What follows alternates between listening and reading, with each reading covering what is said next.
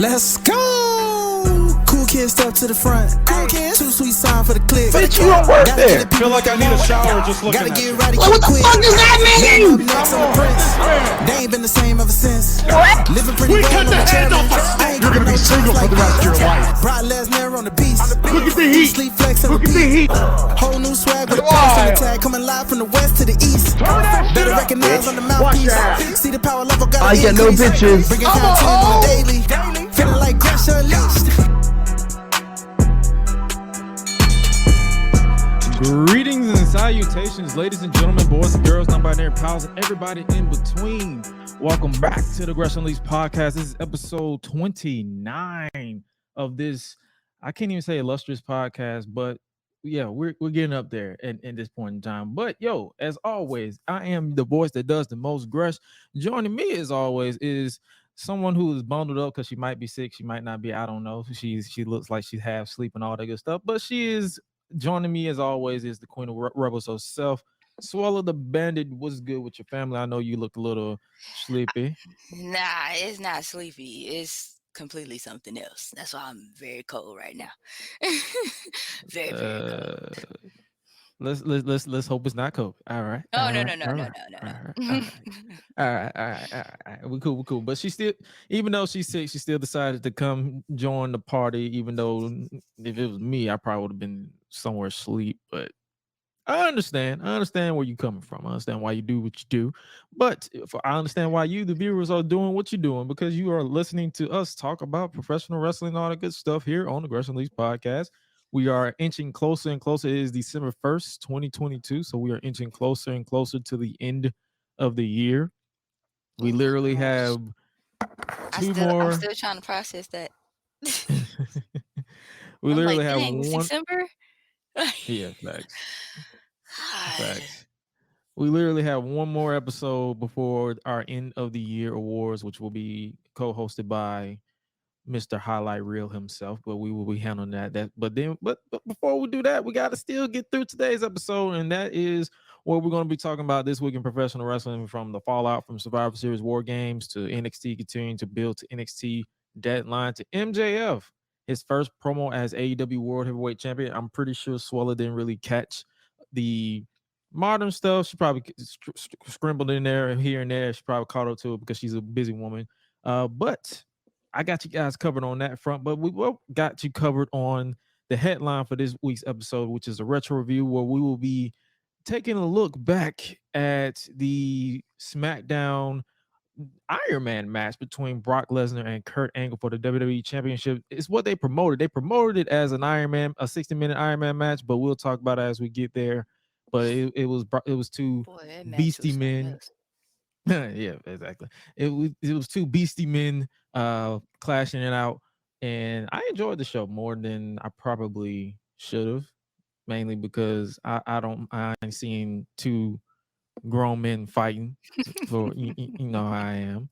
But for those of you who are new around here, this is the Gresh and Suela podcast, and we got a stacked show for you guys. But before we move on to today's show, we got to give a shout out to our Patreon backers. It's a new month, so we got to keep doing this, and we appreciate you guys for doing what you do. You part from your hard-earned money to basically sponsor the podcast, as well as sponsor anything that is going on in the Gresh brand, because all your money is going towards what we do here, as well as, but Patreon exclusive content is, we've been on a little hiccup because of the holidays. Literally, Thanksgiving was literally last week, so I'm literally in the middle of a show right now, so I'm doing the show. Then I came here to hop on the podcast and make sure we get you guys here for the podcast. But I'm going to make it my point in time to get you at least one or two watch and vibe segments over on patreon.com/scratchdigital. I'm trying to get you guys some more content, because I know I'll go out of town this Monday through Wednesday or Thursday. So I'll try my best to get you guys some type of content for Patreon. Like, this is the holidays. We trying to rack up the coins so we can celebrate the holidays with our family and friends the proper way. So you know how that is. But if you haven't already, make sure you guys check out the Watching Vibes episodes 1 and 2. They are available now, with a new one, like I said, will be coming very, very soon. But those who are new, it's just $1 to join. and watching vibes is available for all tiers. So if you want to join the club, you can do so today. Might as well talk about this week in wrestling. I might as well. Should I even bother asking you? Did you watch anything from Monday Night Raw? No. The awkward silence is all the proof that It I says need. a lot. Like, if for those of you who are not watching on YouTube, Oh, the silence is she loud. gave me this awkward silence, just like what had happened was see this thing called life. I couldn't I couldn't. I do couldn't like type in. like how we do this How do I word this? like I don't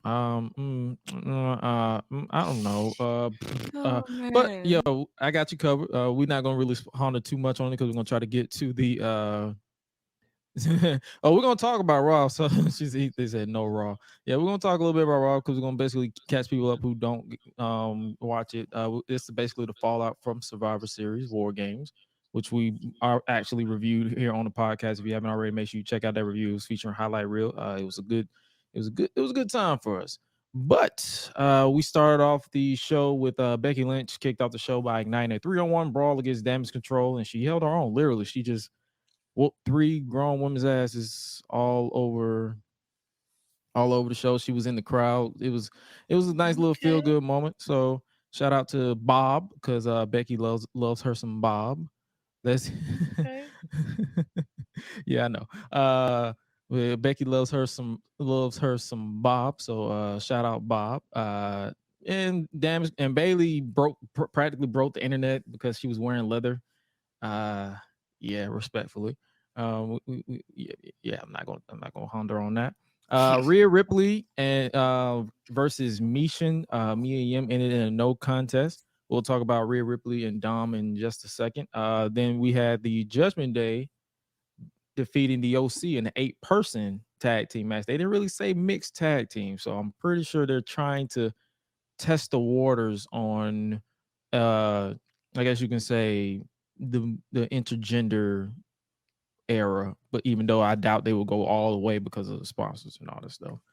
But let's talk a little bit about about Dom and Rhea Ripley. I don't even say Dominic Mysterio anymore because we all know Rhea Ripley wears the pants in the relationship.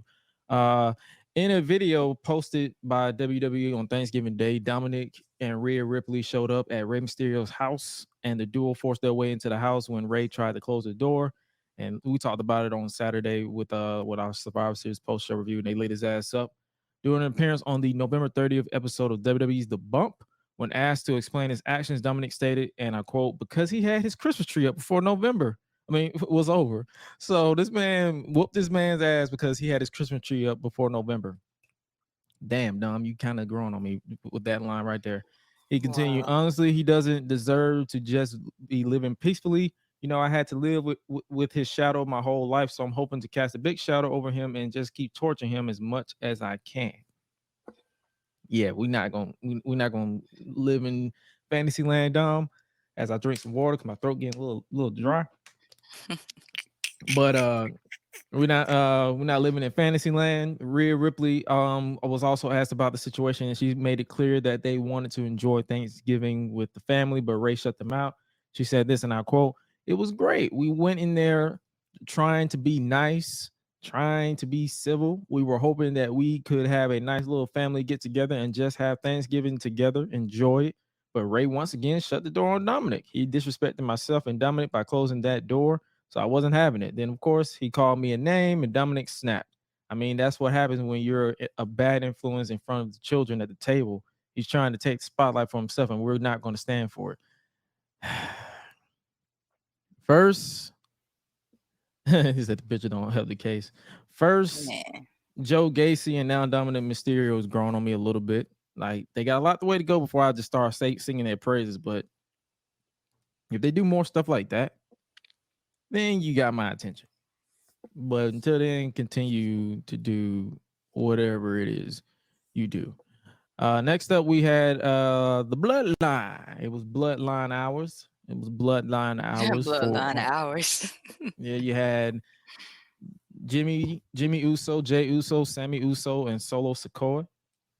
They was repping the Bloodline on Raw, and you got a picture that we never saw coming, and that was all three Usos in unison. Sammy Uso, Jey Uso, Jimmy Uso just hugging it out, trying to egg on Solo Sikoa to join in on the group hug. He was tempted, but then obviously Kevin Owens came out and got into an emotional exchange with Sammy Uso about being done. You know, it felt a little raw. If you haven't checked this, pun intended, if you haven't checked out this segment, I suggest you do so. It was pretty good. This and the main event, it was pretty good with that. So basically, it was where Kevin Owens was like, "I'm done. I'm done with you. I wish you well. I wish you the best, but I'm tired of fighting you. I don't want to team with you. I don't want to fight with you. I'm done." Basically, it seemed that So way to me. Because especially like when I was watching, like while we were watching Survivor Series War Games, I was just like, can y'all just go ahead, fight, get this out of the way, like do what you do. oh We're yeah, done here. they've been literally fighting for you Ever. can't really say Sami Zayn without Kevin Owens, or You you can't. can't really say El Generico without Kevin Steen. So True. respect for that. I enjoyed that segment for what it was, because it kind of got you, it pulled on my strings a little bit. I'm like, dang, it felt real. So, and it basically ended with Kevin Owens saying, yeah, I want them to finally see you get the respect that you deserve. But then Kevin Owens said, you know what, I want to fight you, main event Jey Uso, and Jey Uso stood up for Sammy. So it was a whole big deal. So I appreciate that little segment. And then what I also appreciate is the return of our boys, the Street Profits. Montez Ford finally medically cleared to compete. So they competed in a tag team match against Alpha Academy, which obviously the Street Profits won.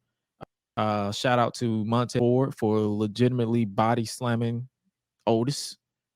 That man strong as hell for no damn reason.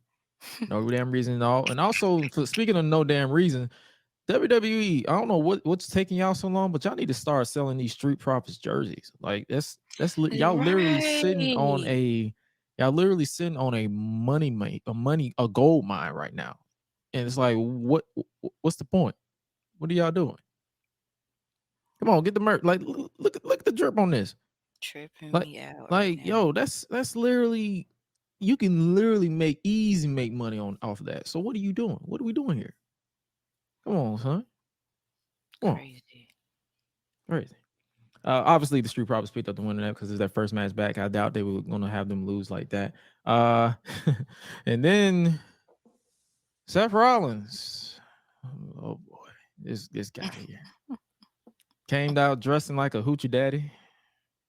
Oh my goodness. Full of lace. This outfit. Interrupting Austin Theory, the new United States champion. He's dressed out of his mind. I ain't gonna lie, I probably wear that. I probably wear that. Like, I searched it on Monday, but then they were sold out. I'm like, well, damn. All right, I'll try next year. I might wear it for my 29th or 30th birthday. Yeah. Just say fuck it and just wear it. The shorts too. No, I would hope he's wearing the shorts so that you won't see his dick. Yeah, true.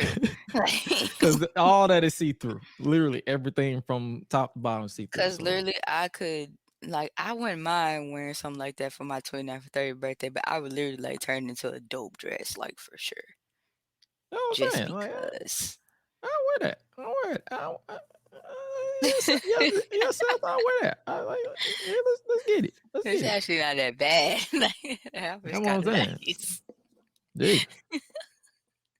Then obviously, like I said, he basically confronted Theory, and I like what Seth is doing. He's basically getting you to talk about him while being serious in that ring. because his outfits gets more out of pocket every week. It's now getting to the point where I want to watch Raw every week to see what the hell this man is gonna wear. That's how it is at this point, because this man is literally just wearing whatever he wants, whenever he wants. But obviously, they're continuing the feud with Austin Theory. It's a new series, Austin Theory. If this was the Austin Theory that they debuted from day one, I probably would have been more interested. But we'll see how they go with this, because the old Austin Theory with the selfie obsessed and all that stuff, he was under Vince's regime. Now this is under Triple H. So we'll see where he takes this new and improved Austin Theory, because they keep calling him the new and ruthless, but you're still coming out with A-Town down like you're not from McDonough.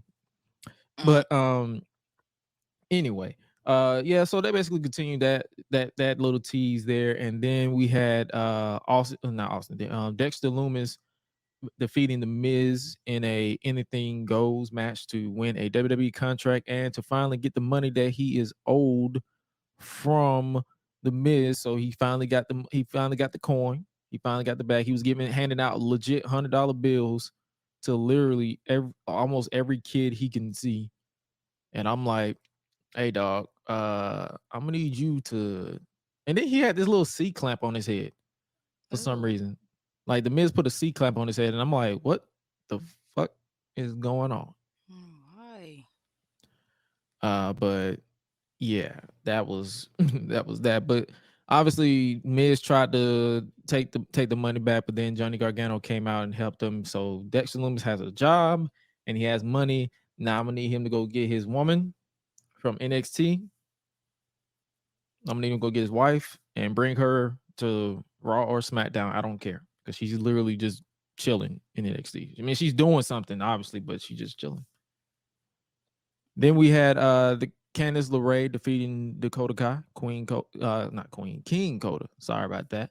Yeah, she defeated Dakota Kai in a barn burner of a match. I would suggest you check that out if you want something else to watch. That was a fun match in my book. And yeah, she defeated her with the top rope neck breaker, so you can't get that out of the way. But also I got a simple question. What's up with the women's tag team titles, Triple H? There's no division again. Just get rid of the titles, man. Just switch them out for a mid-card title or something. Like you got the Raw, SmackDown women's title. Just give them a what you call it, a intercontinental or television title to battle on over when the women's world titles are pretty much preoccupied. Give them something, because they're just there, and I don't mean no makeshift tag teams either. And then obviously in the main event, Kevin Owens defeated main event Jey Uso in another, like, the matches on this show were fun. Like, it didn't feel like nothing was pointless, nothing wasted time. The matches on this show I enjoyed. My matches of the night was Candice versus Dakota, the main event, Street Profits and Alpha Academy, and the opening match, which was turned into an 8-person tag. And hopefully it's the end of the OC versus the Judgment Day, because I'm done with that. And yeah, obviously Kevin Owens picked up the win over main event Jey Uso. And that was Raw. That was literally, like I said, 3 hours is still too damn long for any show that you watch, for any wrestling show. I don't care how good the show is. It's just some of the shit just be too long. But this one didn't really drag too much. But let's talk NXT. Okay. All right, NXT, it was pretty much the go home, if you will, the final build to not final build, like the second to final build to NXT Deadline, their final premium live event, pay-per-view for those old school heads who don't want to call it pay-per-view anymore. But it's basically the final build to the final build, because the prominent of the night was basically they had a Hall of Fame panel determining who was going to be on the in the Iron Survivor Challenge matches for the men and the women that will take place at NXT Deadline, which will be next Saturday on the 10th, I believe. If I'm not mistaken. There's another pay-per-view that's supposed to go on the same day, but the build has been done existent but I'm gonna talk about that when we get to the AEW portion because it's pretty much owned by the same fucking guy. We start off the show with Indy Hartwell losing to Roxanne Perez in a pretty decent opener in my book. Roxy continues to show up and show out. Indy is dope. Like I said during the Raw portion, where is Dexter? Come save your wife from NXT. Then we had another notes that I wrote down. Rox and Indy's music sound like some shit that would be good elevator music on a reboot of The Sweet Life of Zach and Cody. So that'd be a good thing right there. Then we had Dijak defeating what's his name? Dante Shin. I probably butchered that. My bad. It was basically a presentation match where they was just showcasing Dijak, the repackaged Dijak, and then after the match, Dijak cut this 2022 Cartoon Network ass promo where he promised to deliver justice to any and everyone in NXT locker room. And then I wrote down, why does this Just for Men giant sound like Batman? Because you want to know how he sound? I really do. How long has he been wrestling? He's been wrestling for years. Oh wow. He sounds like I'm trying. Oh, Welcome to Justice. Justice for all. I am tired of the games. I am tired of the bullshit. I am tired of the NXT locker room. dang. And I was just flabbergasting. He was just talking like his entire promos, the entire night was just. I'm like, all right, what is this? Oh, so it was just corny. like It was corny. It was legit corny. Like, because I was gonna ask, like, was this segment just long or was it just like? No, his promo it felt like some shit that you will write for a kids TV show. Dang. And it's like I appreciate them repackaging Dijak from the T-Bar stuff, but man, if you're gonna have him be, it's like they're forcing him to be a character just to be a character. Like there's no reason, there's not no real. And it's like I'm saying jokes like he's the big tall boss man. He's the big tall this. He's the big tall that. So I'm like, all right. But like I said, it wasn't a complete squash, but it was what it was. And then we had the WWE Hall of Famer panel announce the Iron Survivor Challenge participants. It was Shawn Michaels, X-Pac, Road Dogg, Medusa, Alundra Blaze, and Molly Holly. The 4 competitors announced for the men's match: Carmelo Hayes. Well, matter of fact, yeah.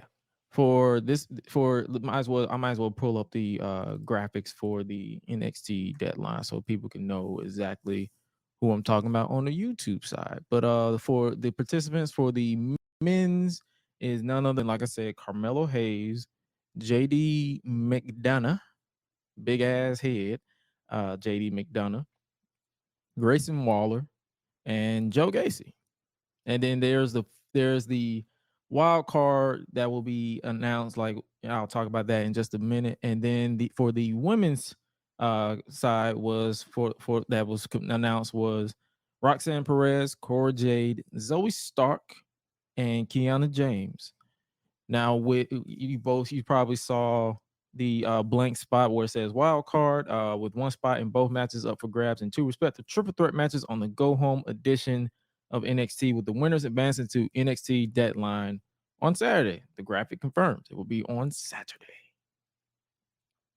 So how? Which will I was just gonna ask, like, what time is like it's supposed to be? Like, how long they going for between each match?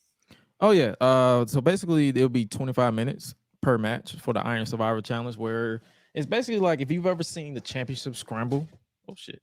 If you've ever seen the Championship Scramble for that they did back at Unforgiven 2008 for the WWE Championship and the World Heavyweight Championship, It's Oh, that okay. plus elimination. It's basically that plus Iron Man match. So they basically combine a championship scramble with an Iron Man match, and whoever has the most points at the end of the 25 minutes is the winner, and they become the number one contender for the NXT and the NXT Women's Championship, respectfully. Cool. Yeah. That's So that's not bad. it's not bad. Hopefully they get creative with it because, like I said, you're asking me to worry about numbers full of THC. You're just asking for trouble at this point. Jeez. And At the this other match point. that was exactly, and the other match that was announced was this match, which was Apollo Crews challenging Braun Breaker for the NXT Championship. They had a nice little sit down segment where they was in a diner, and Apollo was like, he still believe he's Raven Baxter for some reason with his Dax or Raven visions. Other than that, I'm intrigued because I know in ring they both gonna kill it, and Braun Breaker has been one of the highlights of NXT. Okay. Then we had Grayson Waller defeat Duke Hudson. The story of this was basically, can Duke Hudson be trusted? Thea Hale and her facials continue to pop me every week. I watched the show. Like I said, it was a solid show. Like, it didn't feel like it was a drag this week, but that's just me. Kiana James defeated Fallon Henley. It was a solid match there. And Axiom defeated Big Body Javier Bernal. Javi's interview segments with Mackenzie Mitchell backstage have been hilarious. He introduced the world to the BBC. Oh Lord. The Big Body Cologne.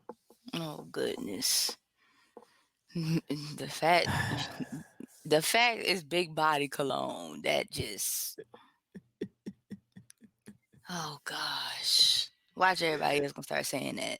The BBC? The BBC. The BBC. Every time it's gonna be in the hashtag BBC, hashtag the BBC, hashtag cologne, like hashtag big body. Like, yo, we get it. Okay. Man. The Big Body Experience. Oh my goodness. Titillating our juices. Damn, nobody want to say BBL no more. It's gonna be BBC in a little while. Like, that's too No, much. they've been saying BBC, but not the way they. And yeah, it ain't that way. It ain't what you think it is. Like, it is something else. Never mind. You're trying to get PG with it right now. No, I ain't PG. That's the funny thing about it. I am not a PG individual. Oh man. I am not a PG individual. Oh, next up, we had Julius Creed defeat JD McDonough, big ass head, via disqualification. The two men battled into Indus that is Veer Mahan and what is his name? His partner is literally escaping me. Basically, they came, which seemingly sparked Creed's offense as he approached or proceeded to hit McDonough with a power slam and a delayed suplex, all while staring down in the shit. So it basically continued to tease a tag match between the Creed brothers and the two teams. While on the outside, McDonough grabbed a steel chair. Well, shout out McDonough for continuing to put on bangers and burners every week, but he's been doing that. But he grabbed a steel chair, and in an attempt to hit Creed, Sangha pushed him out of harm's way and absorbed the shot. And they were literally Sangha, that's his name. Sorry, Sangha. Yeah. So he absorbed the shot, and then they looked, and JD was like, "Yo, hold on, that was an accident. My bad. That was good." But McDonough was disqualified for from the match, and the share told the Creed brothers straight up, they're like, "Yo, we want you at 100%. We want you 100% when we eventually face off," and that was that. Malik Wade, not that match. Malik was defeated by Von Wagner. Malik Blade, he was fired up immediately, attacking Von Wagner after Wagner ripped the sweater of Blade's late father last week. And I wrote down, why the fuck didn't you just go get it patched up, my guy? You mad about a sweater vest? Just go get it patched up. Ask Bianca Belair to make a YouTube tutorial or something, since she's sewing her own gear. Right. So just so many ways you could have avoided this ass whooping, but Robert Stone, I'm gonna need you to not wear that suit ever again. And then in the main event, it was Toxic Attraction. They defeated Nikita Lyons and Kaden Carter and Katana Chance after an attack by Zoe Stark early in the night left Nikita Lyons with an injured knee, but she kept the word and team with the NXT Women's Tag Team Champions Kaden Carter and Katana Chance to take on Toxic Attraction. And then there was a point in the match where Nikita, she attempted to do a spinning kick. If you've been on Twitter for the past like 3 or 4 days, they've been picking at it. But she attempted to do a spinning kick. But you know how sometimes when you jump and you land on your bad leg, your leg buckle. Yep. She didn't do that. So what she did was she did a full jump and clutched her leg mid-air. Mm. And then she fell straight down like she wanted to break dance. And that made her look hella goofy. Oh, goodness. Because I've seen people, because typically in wrestling they try to tell you sell moves and stuff. When you're selling a knee injury, typically you plant your leg and let it buckle and then you fall. Mm-hmm. You don't clamp it in mid after you just did a full ass jump. Nah. Like nothing's wrong, and then you like, oh shoot, I gotta sell. Nah, bro. It looked goofy. It looked goofy. You playing. And then obviously a high low from Dolan and Jane, or an attempt at one, because you can see she ain't kicking nothing. Gigi is not kicking nothing. Is she kicking the opposite way? They mistimed it. That's all. Yeah, they mistimed it. But they basically defeated and pinned Nikita to pick up the win, all while Starks, Auntie Starks, looked on from the crowd. And that was NXT. That was NXT. Like I said, it was a solid episode of NXT. I didn't hate it. I wouldn't say it was like you had your top moments, you had your top matches, excuse me.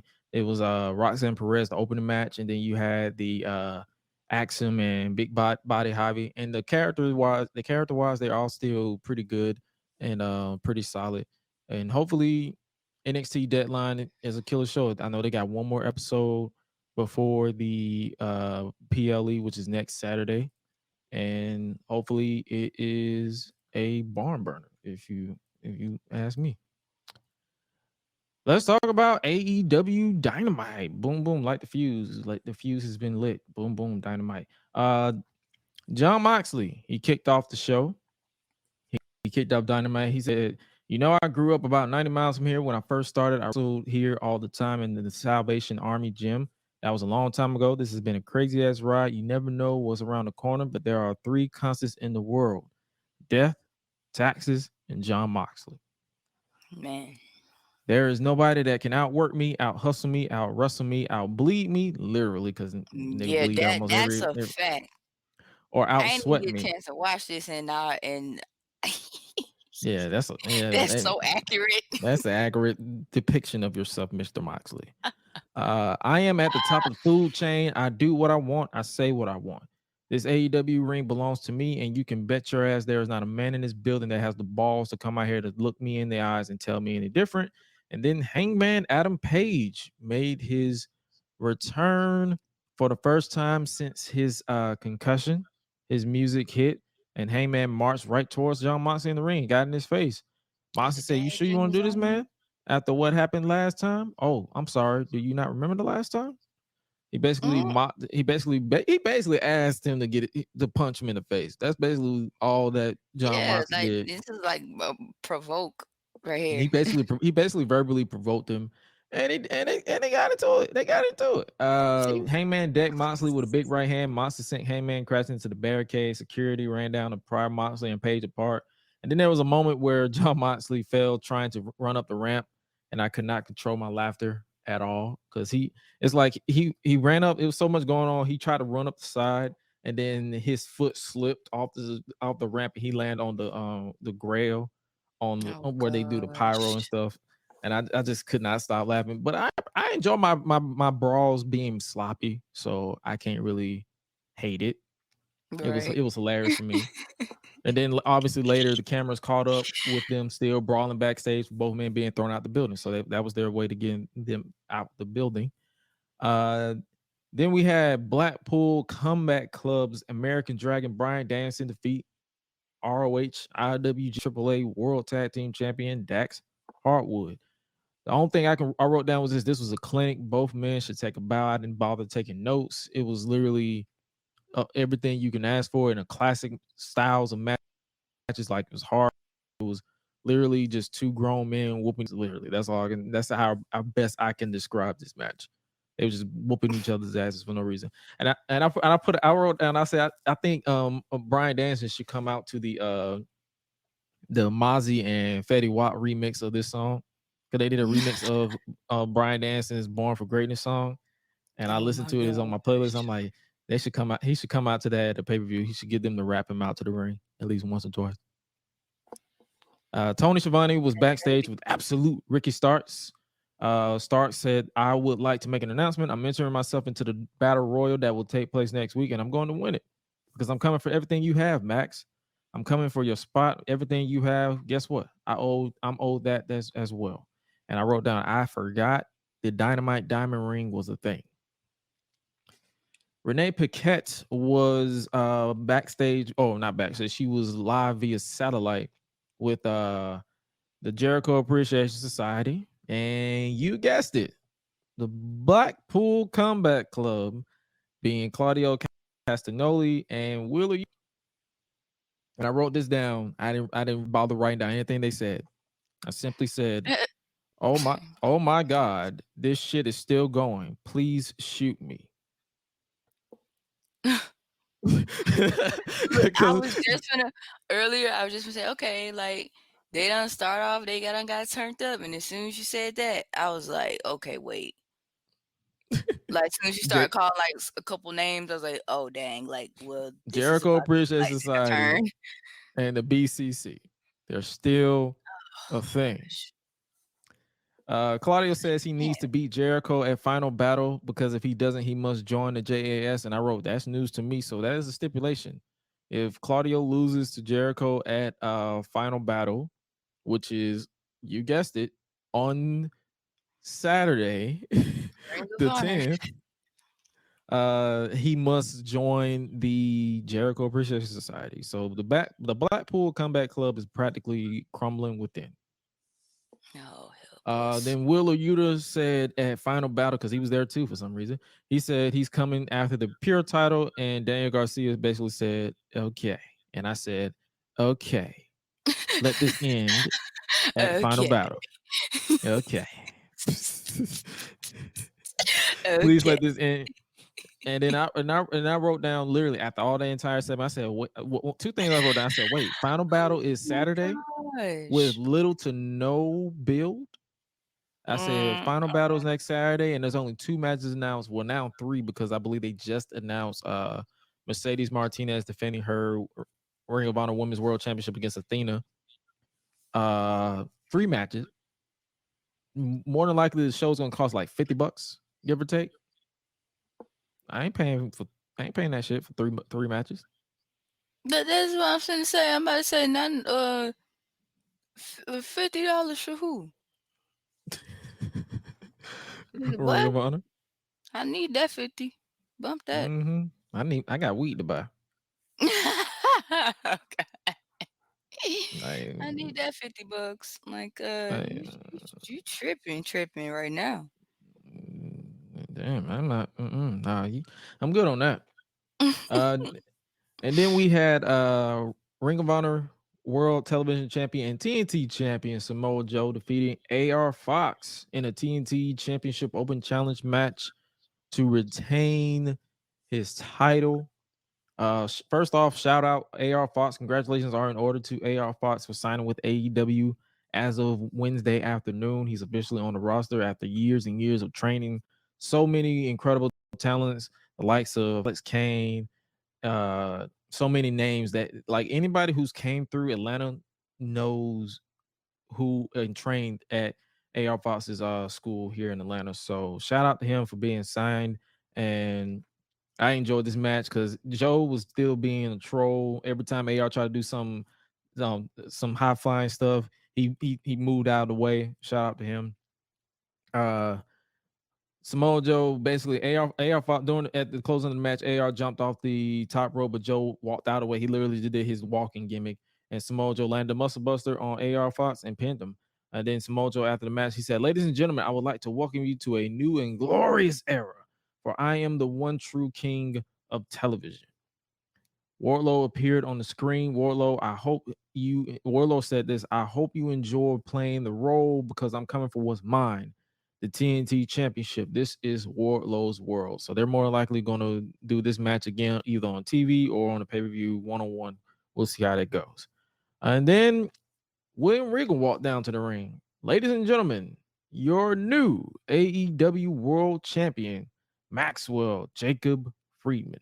This was basically after Moxley was put out of the building, so that explains it. And then new AEW World Champion MJF came to the ring. MJF hugged Regal in the ring. This is quite the promo. I'm gonna read. I wrote down literally what this man said because it was that good.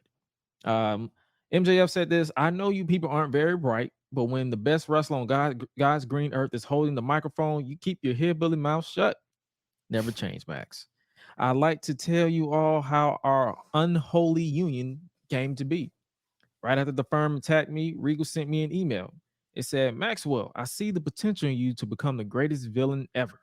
This time, don't grab the dynamite ring. You must grab the brass ring.' We met behind closed doors, and I can say this man is a genius.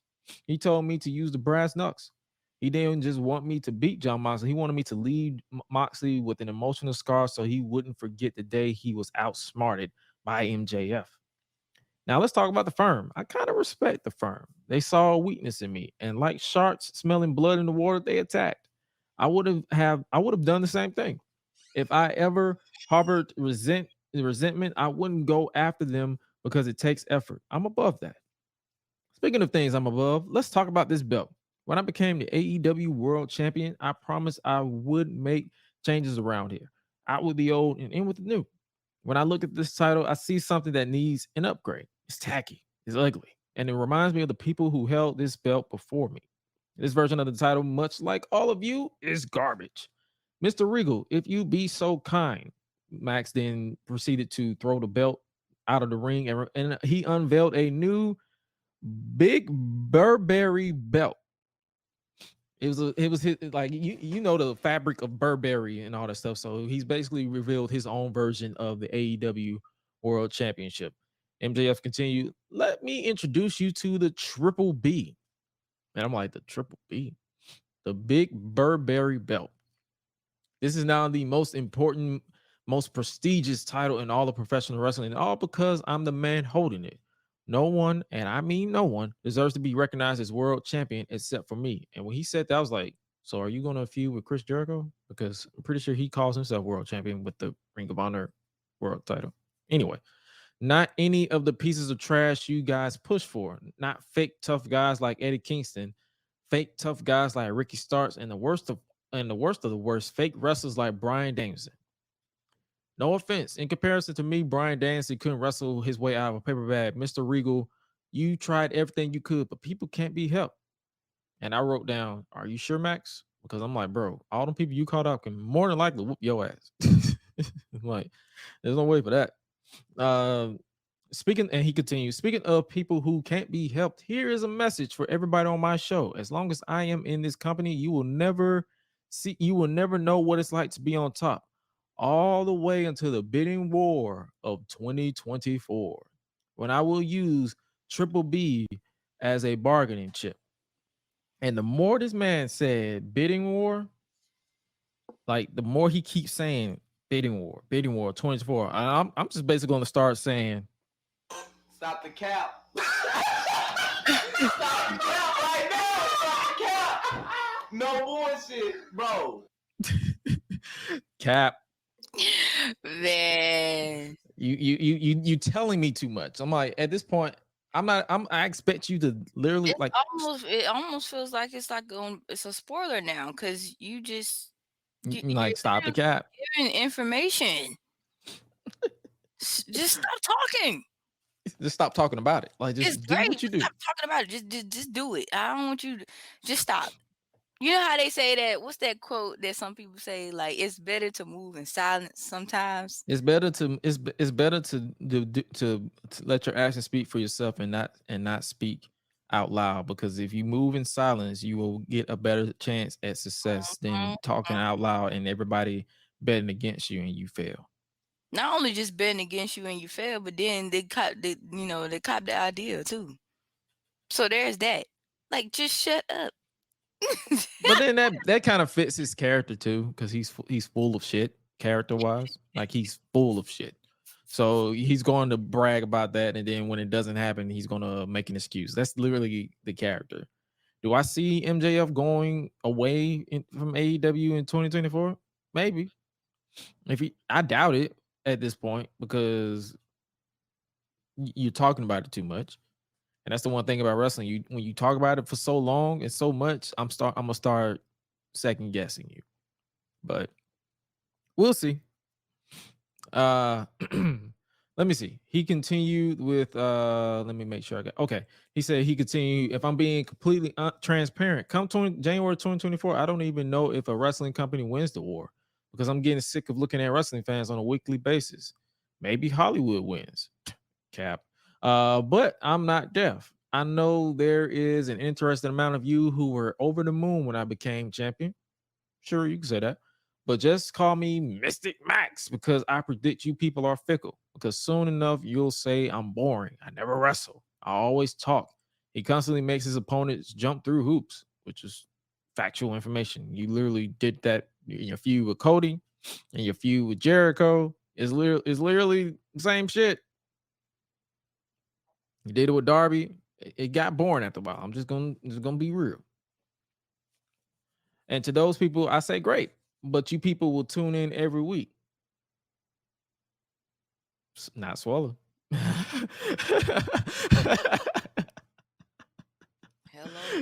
Hello. Not her. She like Triple B will be Time defended. to fast forward. Exactly. Triple B will be defended very rarely, and I will wrestle very rarely, because I am a special attraction. To see me wrestle, 9 times out of 10, you'll have to reach into your little pockets and pay your little money for a pay-per-view. Ladies and gentlemen, you are now in the era of MJF. Oh, I almost forgot. Mr. Regal, I wanted to say, without these brass knucks, none of this is possible. For 40 years, you've given blood, sweat, and tears for this business. And that's why I want to say from the bottom of my heart, boom. MJF blindsided Regal, clocking him with the brass knuckles from behind. It caught me off guard. And I'm like, well, what the fuck? What just happened? Like,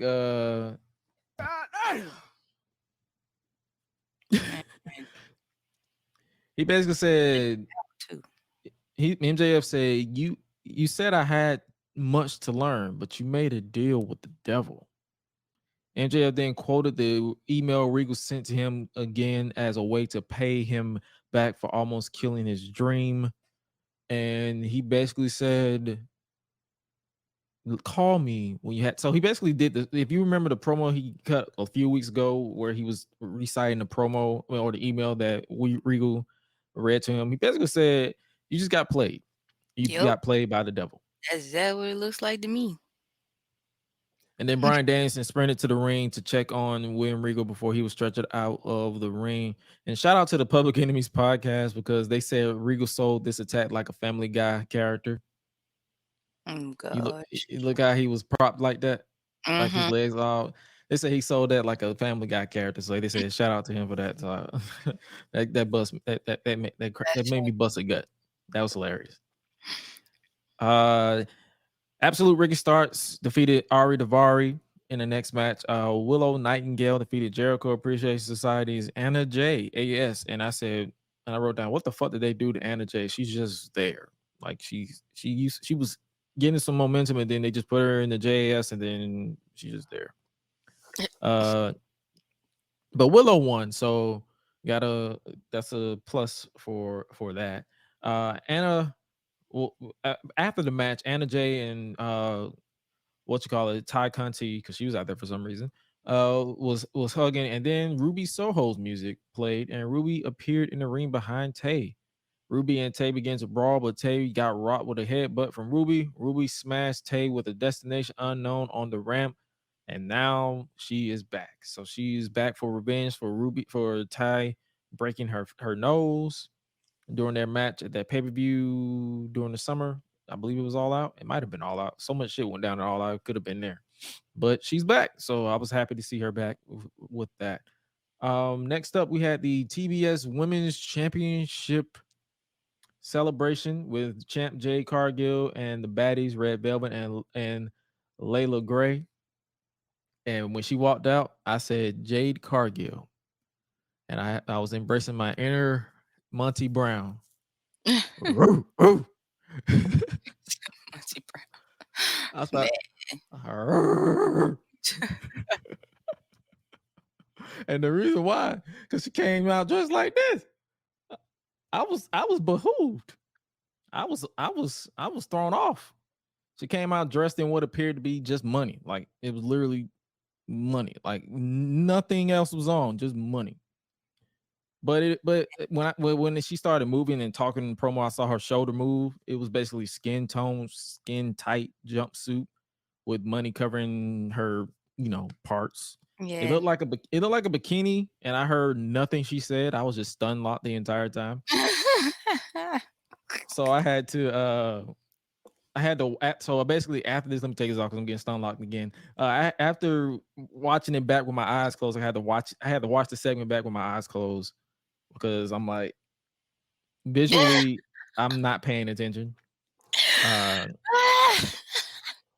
Jade said she was done playing games with the baddies. She really didn't explain why she kicked Kiera Hogan from the group. Jade said, either you two get in line or you can step because you two are eating off of me. And this entire company is eating off of me. I'm the brightest star this company has. Nobody has my body, my face, my aura. And I said, you goddamn right. She said, I am the real deal. I am nothing but real. I create careers, and Lil Bow Wow is a joke. A total joke. This is still funny. Like, no, well, it's about to get more funny. That's so it's funny. about to get more funny. I'm about to tell you this. Hold that thought. Bow Wow then appeared on the screen after sending footage using a 2005 BlackBerry phone because that footage was blurry as hell. And he's still fixated with Jade, and he said he's coming to Dynamite real soon. Keep in mind, he wasn't there because he had just wrapped a tour, but I didn't know he was on tour because I haven't been following this man's career since he dropped a little. Time. Right. Like it's on time, sir. It's been a minute. But I'm trying to figure out why he sent that I'm kidnapped footage to Dynamite. Like the whole background was just like he had a hoodie on. It was literally like this man was kidnapped. BlackBerry, that even made me laugh even more. Like that man sent them footage in 240p. Not even 480. That was 240. 480. That was 240. That wasn't even 480. That was 240p. Oh my goodness. It was blurry. I'm like, it could have been lighting. I don't know, but it just did not look like it was made in 2022. Gosh. It was made in 2005. Remember that 40 wasn't even made, like finished making out yet. Exactly. I'm like, buddy. Oh, and then in the main event, it was the match number 3 in the best of 7 series for the AEW World Trios Championship. It was the Elite defeated Death Triangle, surprisingly, in match 3. Like I said, this was pretty much the same match as last week, a little bit. It was, in a way, if you pay attention, they gave us 3 different matches, but it still felt the same because it was so high speed and fast paced. It was not bad, but please add a stipulation to the next match because I promise I will probably black out by the next match because I like more shenanigans in my matches, but it was a fun match. I enjoyed it. Pac went for the Black Arrow finisher, but Matt raised his knees into Pac's face and managed to pin Pac. So the next match will be basically a break.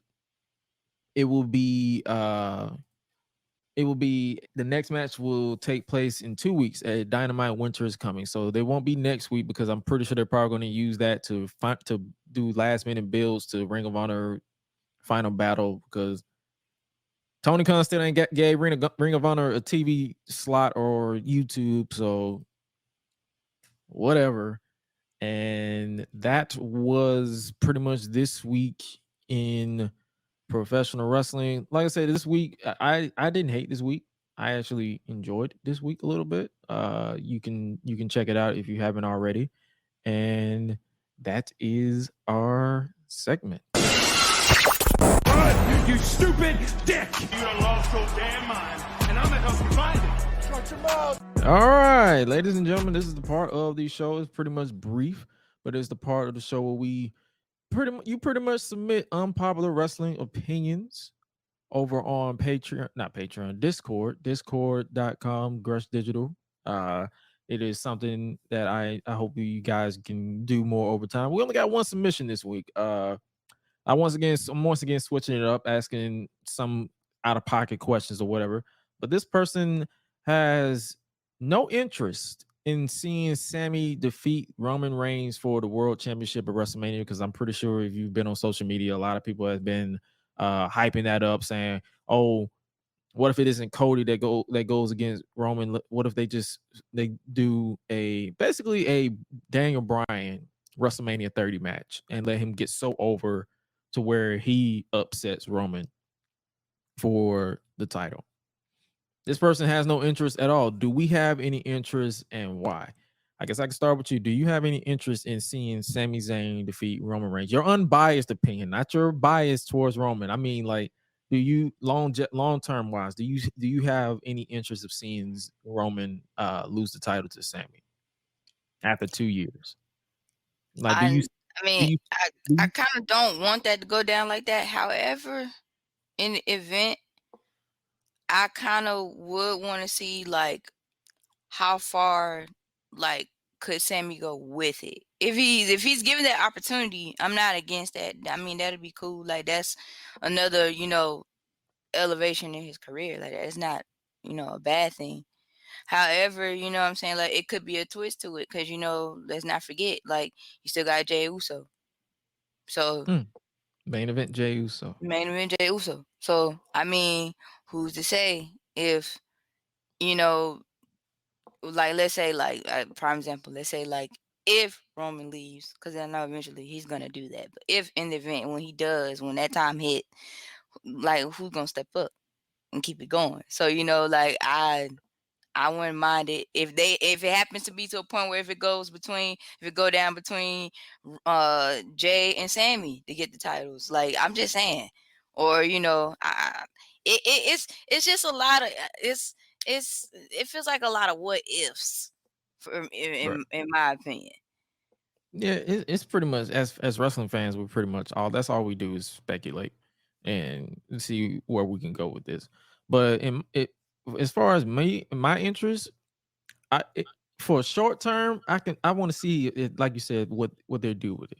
I want to see where they're going to go with it. Long term, do I see him because the way they built Roman up to the point where he's pretty much untouchable.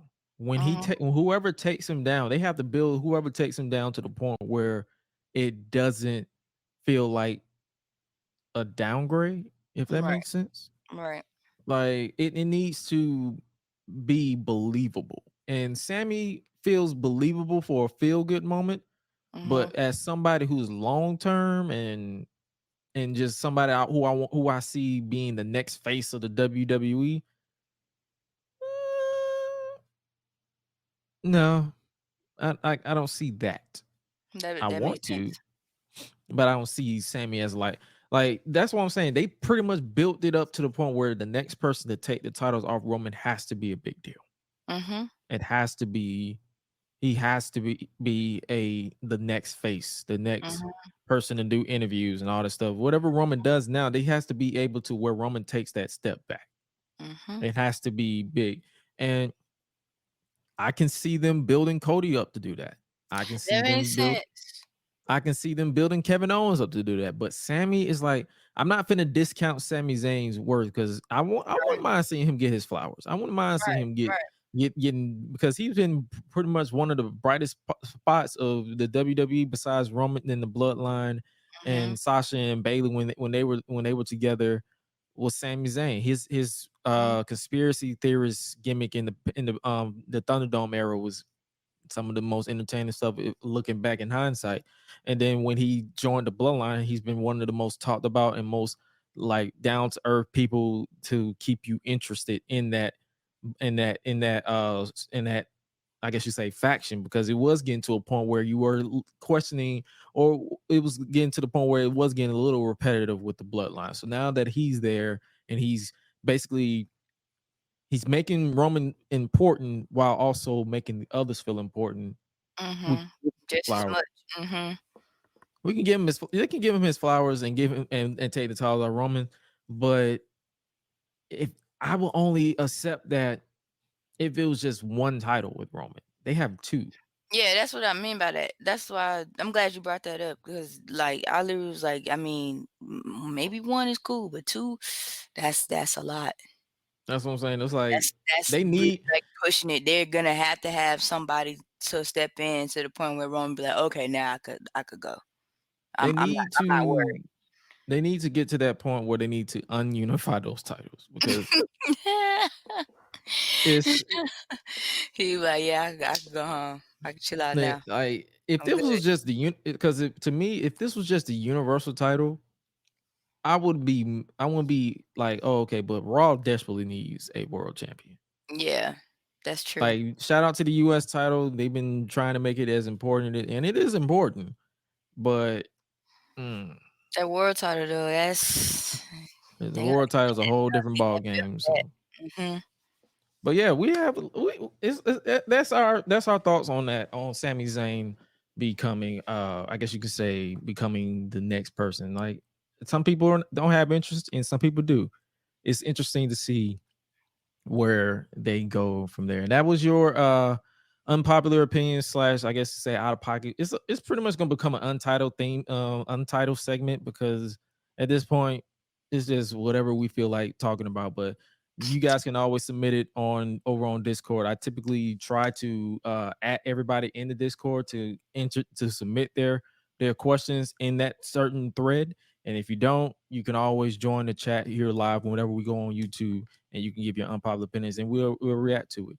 But yeah, that's all we got for you in the unpopular opinions, and we might as well go ahead, because all right, now it's time to step back in time, as we're catching up with WWE SmackDown from September 18th, 2003 headline, where Kurt Angle and Brock Lesnar competed in a quote-unquote, and I use air quotes, 60-minute Iron Man match for the WWE Championship.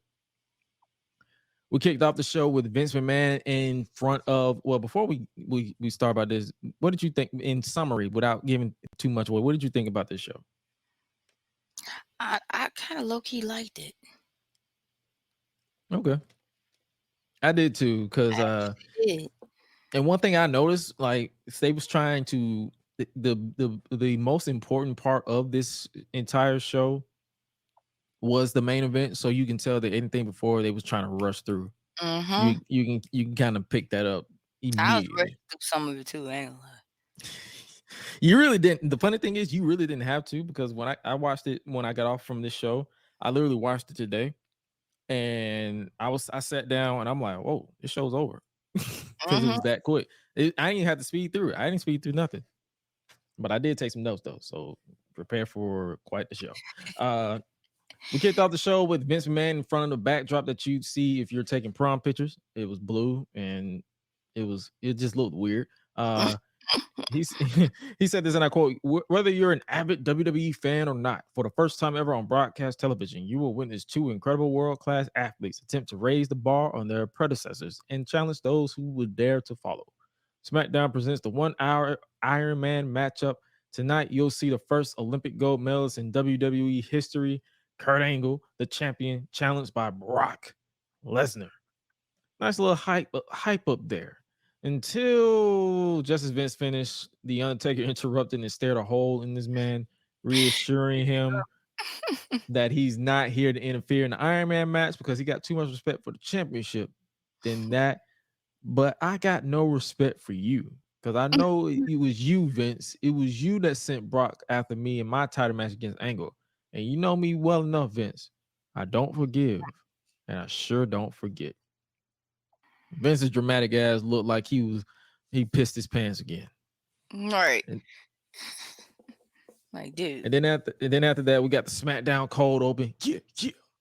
I like that. Which SmackDown theme song? I know it ain't nothing modern. Modern shit is trash. But which one is your favorite SmackDown thing? The I Want It All, or the Beautiful People, or the SmackDown 2000, where it was like, yeah, boom, boom, boom, boom, boom. I don't know how to do it, but gosh, I can't even.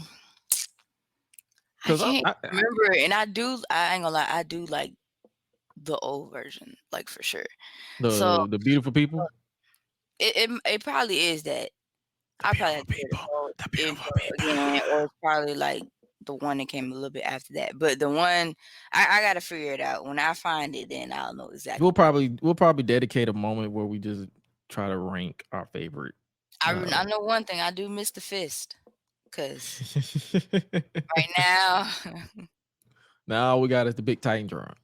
Right. Like, can we please put the fist back? They tried to. They did. They gave us a digital fist. They gave us a digital fist, and I was mad.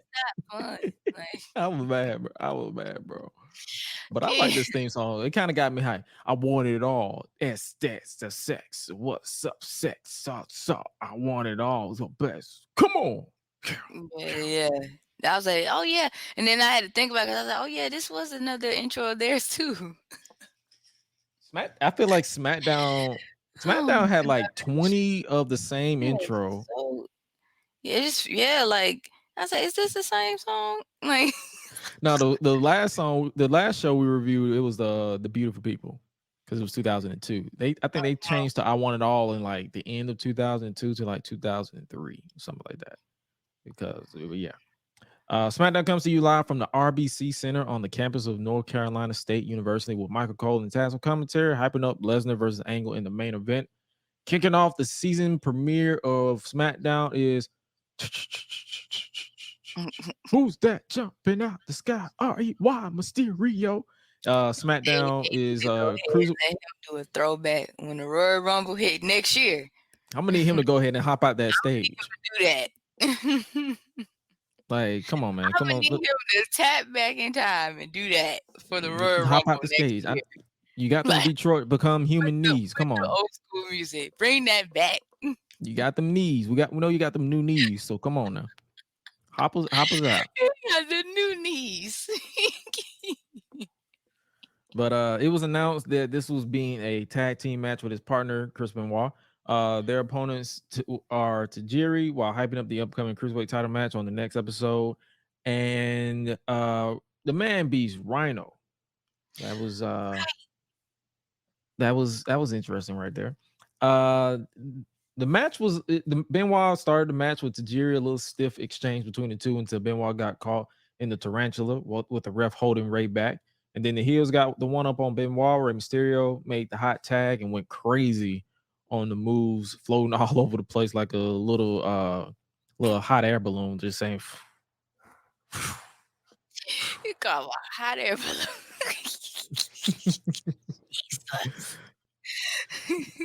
Benoit had the ref distracted after getting some shots in on Tajiri. Mysterio was fighting back against Rhino until Tajiri ran in and attempted the mist on Ray, but he ducked, and the mist connected with Rhino, and Benoit took care of Tajiri briefly until Ray connected with a 619. And then Benoit hit a final German before Ray connected with another 619 on the blinded Rhino, and then he dropped the dime to the back of the neck, and Rey Mysterio pinned Rhino to pick up the win for his team. They were basically using this match to build up basically the Cruiserweight match for next week. It was a fun little opener right there. It was it was proving the point where I was saying moments ago, where they was speeding through everything to kind of save for that main event, give them time to breathe. That's what I actually did. Like I was watching it. So actually I started out watching it last night. And then like I woke up today and then all of a sudden I was like, let me go back from where I left off. And then I end up like doing exactly that. But at the same time, like I was like, okay, gotta deal with family stuff, so that's not so bad. But then at the same time, I didn't feel so good. So I was just like, like at that point, I was like, okay, I'm gonna get from where I left off, and I'm gonna hurry up and get to this main event. Because right now, I was like, That's what I'm here for. and then all of a sudden, when I just let it stay there, I was like, hey, I ain't gonna touch it. Then I was like, okay, this is actually not that bad. It actually went a little quicker than I thought. Because we'll talk about it when we get there, because I got you covered on the rest of the show, but I got you covered on this part. After this match, they hyped up the card some more with Los Guerreros challenging the world's greatest tag team for the tag team titles. Back from the break, we get a glimpse at The Rock's GQ magazine, and I was just sitting there. I was like, I'm gonna read this magazine cover because this was sold 2003. LeBron James get his first suit. Californication, Schwarzenegger's lust for power, and I'm like, this was definitely a 2003 headline. The next up, we Michael Cole set a bar. He said, next up, from GQ cover guy to Playboy cover girl Tori Wilson. I swear, it's like this is the era of Tori Wilson, because I'm like, every show has Tori Wilson in this show, and I'm not complaining. It's a 2-on-1 match. WWE is sponsored by the new Limp Bizkit album. Have you listened to anything outside of Rolling from Limp Bizkit? No. No. Like literally no. Like I've listened to Addicted to Crack. I was said, did he make anything else? Yeah, they made the theme song for WrestleMania. Okay, I'm addicted to crack. 4, 3, 2, 1. Oh, yeah, he made a whole song. He was addicted to crack. See, that's probably why I ain't listen to it. It's self-explanatory. Messing up, man. I mean, like, you mean like, because I'm just like crack, like define that word. That's a very, you got to be careful on your choice of words. Like, you mean crack as far as like, I'm addicted to cracking under pressure, like I can handle it, or you doing a little crack. Because they said crack. The name of the song is Crack Addict. Oh, okay. Well, never mind. That made well, too late now. Like, I rest my case.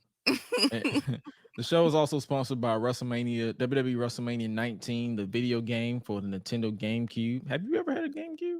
Yeah. Oh, it wasn't mine. It was my cousin's, but yeah. I had one. I played it. I lost it when I had to move my stuff out of my grandma's house after she died. So I only had a GameCube anymore. I need to buy one because I feel like buying some old game. I need to buy my own GameCube. And also by the rundown, cut to the chase, September 26th. I'm guessing that was a movie that I never saw. Oh, wait, is that terrible movie? It's when he wanted to leave, I guess, like bounty hunting behind, like Alien and all that stuff, a chef or something like that, and like cook or something. But he had to end up finding this white boy. He had to catch this white boy. And all the way in like Brazil or something like that. It's funny. It had to be a terrible movie because I didn't remember it. Like, I ain't gonna lie though. When I had my days, I was like, I just want to watch something. I'll go to it like every now and then. I just watch it because it's still funny to me. Because it's just one character in there. I think he's like Filipino or something like that. And him and The Rock, they be scrapping. So I'm like, yeah, I only watch it for that fight. Are you thinking about that Long Yard thing? Or he was a sheriff coming back to town, or no, that's not Walking Tall. That's not Walking Tall. Okay, so that means I really don't remember this movie. Because I'm like, wait, are you talking about? Are you talking about Walking Tall? Oh, damn. That is uh, so funny. Tori's partner is Nydia, accompanied to the ring by Dawn Marie. They will face off against Shaniqua after she took out Dawn Marie last week. Shaniqua demanded this after being hit in the back with a chair, which she literally shrugged off. Shaniqua made her way out with the Basham brothers, and I was like, this was deep into the dominatrix gimmick, where she was dominating them white boys. Definitely. And I'm like, Yo, ew. she is whoa. I was Oh, yeah, like, she was basically Jade Cargill before Jade Cargill existed. Cargill. Right. Literally. Because wow, I was like, what now? And when I then what saw got her, me was, I was like, how come I really wasn't paying attention to that? when I saw her, I was like, whoa, being small and stuff. I was like, how did I not know about this? like, whoa, yeah. Before Shaniqua could even get in the ring, they jumped her as she entered, and they dominated this Amazon, as Michael Cole called her. But that didn't last long. Shaniqua dominated both women until she tossed out Tori, and they hit a powerbomb on Nydia to pick up the win. That's literally all I wrote. Yeah, that's all I paid it. After the match, Shaniqua attacked Dawn Marie. After the match, she attacked Dawn Marie and drove her head first into the ring post. Yeah, she was. That's literally all I wrote from this match. And I wrote down, said, "Wow, she whooped their asses like they owed her money." man. Next up, backstage, Stephanie. You know what? Before you backstage. get into that, for some odd reason, I used to have this thing where, okay, so remember at the time, like when we did have WWE.com and they let you like watch like all the like shows and all that stuff, all the throwbacks and everything like that when it was WWE before they switched to Peacock. You talking about the network? Yeah, the network. Yeah. So what was funny is I used to do it where I'd be like, okay, I'm gonna go back to like the old school Raw, old school SmackDown, and like I'll watch like one episode of Raw first, and then like when you find out like they doing something where they go to SmackDown and act a fool over there, like, okay, stop this. Now I gotta go to SmackDown and watch this, and I've been going back and forth. And then I was okay, you know what? I'm just You gonna can't have even to do that now. I know. I'm like, you know what? Let me just go to Raw and just go from season 1 and work my way all the way up. Wait, you going back to '94? Yeah. Like me and my brother like to get way back. Like when that's like the was like on the scene. Like we went all the way back and trying to like go from there and then like go ahead. The same thing I'm gonna do with SmackDown. I already done started. Just avoid 95 and 96 because you will be bored. Anything in 1994, 95, 96, you will be bored. Yeah. But backstage, Stephanie McMahon is signing over Sable's face with a Sharpie while promoting the Iron Man match. They basically will just keep plugging the Iron Man match the entire night with all the dialogue here. Vince, Sable, and Big Show walk in on her without knocking, and Vince says he doesn't have to. Vince applauds her for getting in the ring with Brock Lesnar instead of quitting. Ebony said, it wasn't smart, but you can't make me quit. And then Big Show, for some reason, grabbed her arm and just snatched her up. And I'm like, hey, bro, what are you doing? And Vince said, hey, man, chill out. I got it. And he'll make her quit. Vince started talking about getting kicked in the balls by her. And Stephanie basically said, cut the shit. Why don't you just fire me and get it over with? And Vince said, because I don't want to do it. When I want to do it, I want to do what I want to do. This is basically the start of their build-up to their I Quit match at No Mercy next month. Because they kept dropping quit. I will not quit. You can't make me quit. I'm like, so basically this is just the build to the I Quit match. Then we go to commercial break. They welcomed us back and said it was the home of the Wolfpack, and I started humming the NWO Wolfpack theme song for about 5 minutes. Dun, dun, dun, dun, dun, dun, dun, dun. Wolfpack's back because of mass destruction. Just to see the bad boy. Anyway, we got a recap of the first Angle Lesnar match at WrestleMania 19, and they highlighted the shooting star press where Brock missed and how he left as WWE champion. They then cut to SummerSlam where Brock Lesnar tapped out to lose the WWE title. For Kurt Angle retained the WWE title, making their series go 1-1. Brock lost the title at Vengeance the month before he turned heel, and that's why he turned heel, because he was obsessed with winning the WWE title. Then we cut backstage. Eddie Guerrero is backstage just rubbing his United States title like he was just lusting after it until Chavo Guerrero enters the frame. They reunited after Chavo's injury and long after Eddie turned on to Jerry and April claimed that they will win the gold for Grandma Guerrero. They got to do it for Grandma.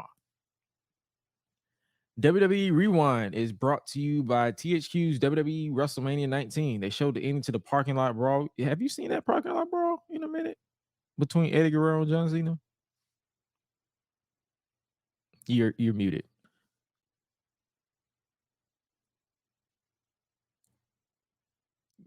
Uh-oh. Stand by.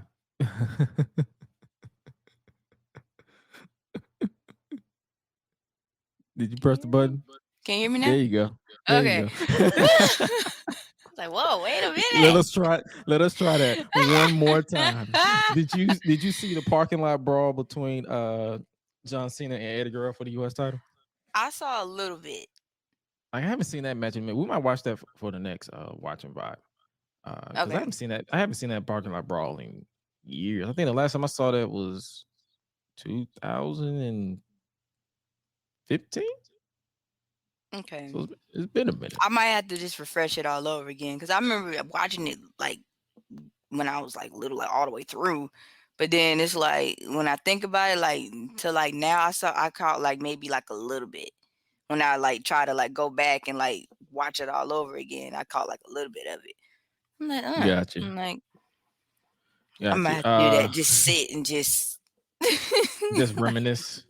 Yeah. But John Cena, after this highlight, John Cena's up next, responding to what went down. What's this junk? That junk keep you doing? The word life. Yeah, like I had to pull. I was like, he had to do this. I had to pull out the subtitles. He had to bring that back. I had to pull out the subtitles because he was deep in his Vanilla Ice Eminem era. I had to do it too. I like how they shot, like you mentioned, they shot him starting with the pose with his shadow. All you saw was his shadow. You was like, oh, this dude about to be on some bullshit. I said, here we go with another freestyle. And I wrote this down. He said this. I underestimated the Guerreros. I don't know what to say, bro. No, scratch that. Let me try it one more time. I underestimated the Guerreros. I don't know what to say, bro. The dudes are better with cheating than Ben Affleck is with J-Lo. I don't got the U.S. title, but I didn't lose any steam. Screw Ted Turner and the Braves. I'm the Americans team. John Cena's more American than silicone strippers. And I had to pause it right there, and I just corpsed. I just could not. John Cena is more American than silicone strippers. What? Bro. I was like, oh gosh. You definitely did this on a whim, because come on, my guy. Leaving cats dead in their tracks from heart attacks like John Ritter. And I'm like, who the fuck is that? I had to hit that. Who the fuck is that? Who is this? Who is this? Who is this? What is the meaning of this? What is the meaning of this here? And next week, John Cena fulfills his patriotic duty. I'll be higher than hippies at 420. Hey, we're not hippies. Hey. Watching a Cheech and Chong movie. We're not hippies. Don't call them that. And I'm an American thug standing on top of this building. I said, American what? You're an American thug? Boy, if you don't... I said, yeah. I said, that's a very... I was like, dang, John was really going through it. Like, you were such a troubling young man back then, huh? I'm an American thug. Stop the cap.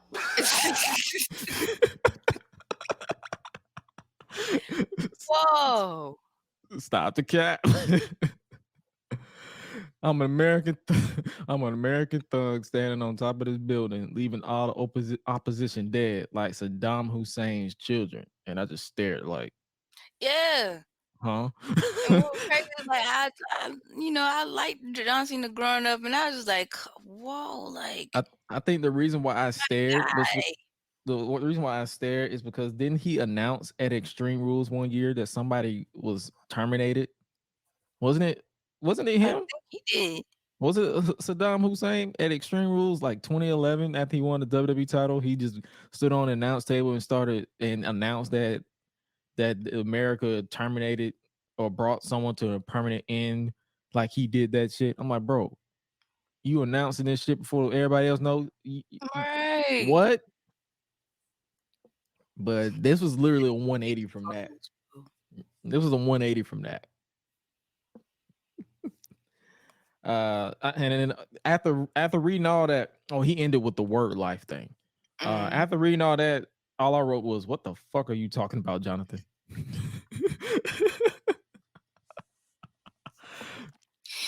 Jonathan. Said the whole man named Jonathan. Like Jonathan, Jonathan Felix, Anthony.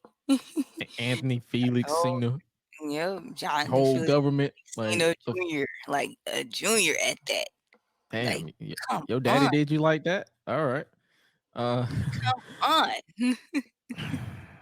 I don't know. Up next, the WWE Tag Team titles are on the line. The champions are already in the ring, basically as a way to save time for the main event.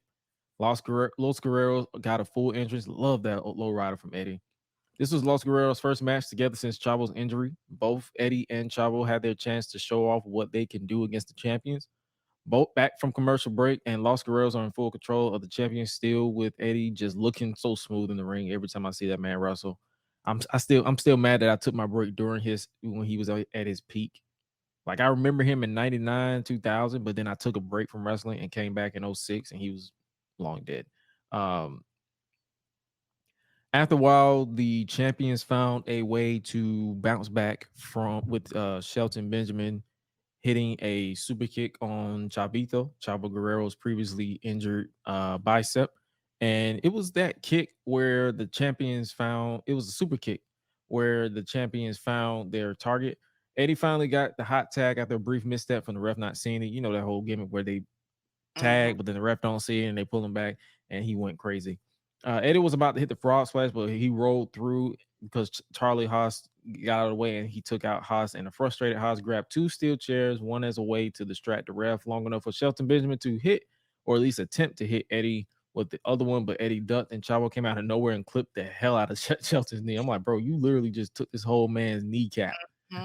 You just threw your whole shoulder into this man's knee. Los Guerreros then double teamed Haas and folded that man up like a pretzel. Like the commentary said, he was knocked out. I don't know if that was supposed to happen or not, but he was done. Chavo hit a brain buster on Haas before Eddie hit a frog splash to pick up the win and got new WWE Tag Team Champions, with Eddie Guerrero being the double champion. They got the goal for Grandma Guerrero. Shout out to Los Guerreros. And then this was pretty much done, the final match until the Iron Man match, which took up the rest of the broadcast. We had final hype, keys to victory, which I like personally. For Brock Lesnar, use that strong style, numerous F5s, channel rage, and for Kurt Angle, he should slap on that ankle lock first and hurt Brock immensely. Mat game, no angle slam. They was literally hyping this up as a sport. It was literally hyped up as like a big deal. Before we start, though, WWE Smack of the Night presented by Clearasil, the acne defense cleanser. Clearasil, clearly looking better. Have you ever used that? I did. Nah, I just washed my face and the acne then I cleared found up. Proactive. And then that helped a whole lot. And then after a while, I just started drinking water.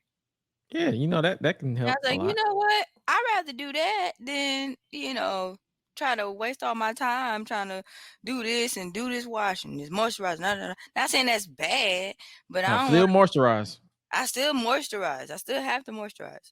But I ain't gotta like do a whole lot of stuff and just overdo a lot. I'm cool. Drink my water, moisturize, I'm good. But this cleanser that nobody uses anymore They recapped the Brock Lesnar versus Stephanie McMahon match where Brock dominated and was about to literally hit Stephanie in the face with the steel steps. He just yeeted them bitches at her face, but she moved, so that was a plus. Then they basically finally built it up. The first time on broadcast television, but at the time only third time up until that point. The other two being Shawn Michaels, Bret Hart at Mania 12, and Triple H, The Rock at Judgment Day 2000. They were hyping this up all night as a big deal, which I mean it was at the time, with everyone in the locker room watching on in their respective locker rooms. Brock Lesnar makes his entrance out first, looking yoinked out of his mind. Once again, the roids were roaring. Superstar with the most pinfalls at the end of the 60 minutes will be WWE Champion. Fall score by pinfall, submission, disqualification, or countout. After each fall, there will be a 15-second designated rest period. Then Kurt Angle makes his way to the ring with minor "you suck" chants. I never understood that at the time of them doing that when he's a babyface, but it's the crowd being the crowd. It was a "you tapped out" chant directed at Brock Lesnar, which doesn't sit well with the Beast because he tapped out at SummerSlam. And Brock just attacked Angle just as the bell rang. After some intense exchange, Angle stood his ground with Brock Lesnar taking his time on the outside, selling the knee. Brock was once again out-wrestled by Kurt and rolled outside the ring, frustrated, teasing, using the steel steps, but he stopped himself, stalling outside the ring even further. Then I looked at the clock. It was 60 minutes, and I look up in the first 5 minutes of the match eclipse, and I'm like, what? Neither man had a fall, with Brock taking control until Kurt Angle regained control and sent Brock crashing to the floor. Once again, Brock lured Kurt out and went on the attack and sent that man into the steel post. Brock grabbed a steel chair and attacked Kurt Angle. He clocked that man to the face, causing the DQ, and gave the first fall to Kurt Angle. And I was like, what? Why? Right. Those 15 seconds did nothing for Kurt as they went by fast as hell. Kurt Angle struggled to his feet, but Brock Lesnar picked him up and hit the F5 on Angle, tying the match up 1-1. And I was like, oh, that's why he did it, because the blatant DQ was to weaken Kurt Angle. Brock then went on toying around with the champion at this point, and then Brock locked in the ankle lock on Angle, and Kurt tapped out, leading the match 2-1. And I wrote down, at this point, I knew this match wasn't going the full hour from our point of view because of commercials, when the clock was 47:46 during the first break, and when it came back, it was 44 minutes. Dang. I'm like, where the fuck did those 3 minutes go? Back from the break, Kurt trying to fight back, but that wasn't happening. During the break, Brock hit the Olympic slam for a near fall, further playing mind games with the champion. Kurt quickly got out of the way of a charging Brock and regained control, fighting back and hitting back-to-back brutal German suplexes. Brock was selling his ass off until Brock sent him crashing to the floor, furthering his assault on the champion. Kurt tried to fight back, but Brock Lesnar caught him and hit the F5 on the floor with thin padding, so he knocked him out to a holy shit chant. It wasn't bleep, so I'm pretty sure they probably gave us the original feed. Brock crawled back in the ring and took the countout fall, bumping it up 3-1 into the commercial break. Back from the break, the clock went from 39:40 to 36:07. I was like, oh, okay, what the fuck? With Kurt Angle fighting back after popping off 2 belly-to-belly suplexes on Brock, and Brock was just selling his ass off for this man. He really was. After he really like the way this man was just dumping on his back. I'm like, bro, what are you? He don't do that shit now. He does it very few, but he don't do it now. Crazy. After some control again by Brock, Kurt bounced back with an angle slam out of nowhere, bumping the score 3-2, still with Brock in the lead. And then I wrote down, Kurt singlet went from red, white, and blue to red, gray, and blue. Them boys are tussling. Angle dropped the straps and went for the Olympic slam, but Brock reversed and went for the F5, but Angle reversed into the ankle lock, but Brock rolled through and Kurt caught himself from hitting the ref. But Brock hit that man instead with a full body clothesline, just yeeted that man's head off his shoulders. And when Angle hit the slam on, no one was there to count. And when Kurt tried to pick him up, Brock hit a low blow on the champion. With the ref down, no DQ was called for, and Michael Cole went to a frenzy a bit while Brock was stalking the timekeeper's area and yeeted one man. He literally Michael Cole Michael then Cole and now is just he be losing his pressure.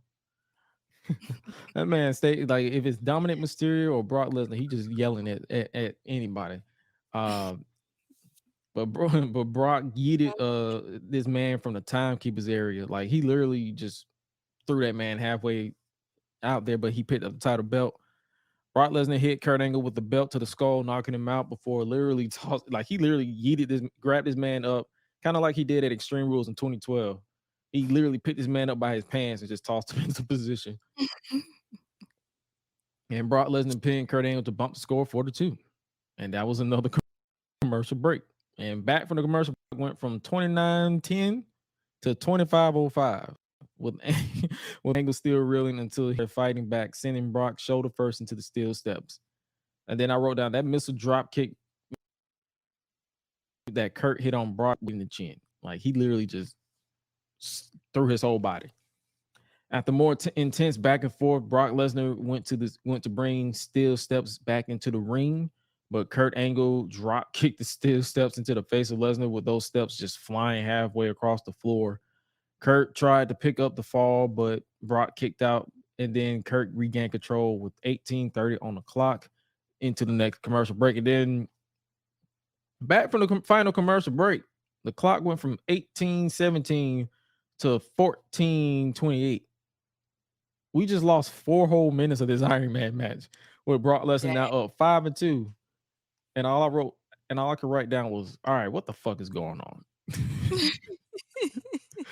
Like, what are we doing here? What are y'all doing?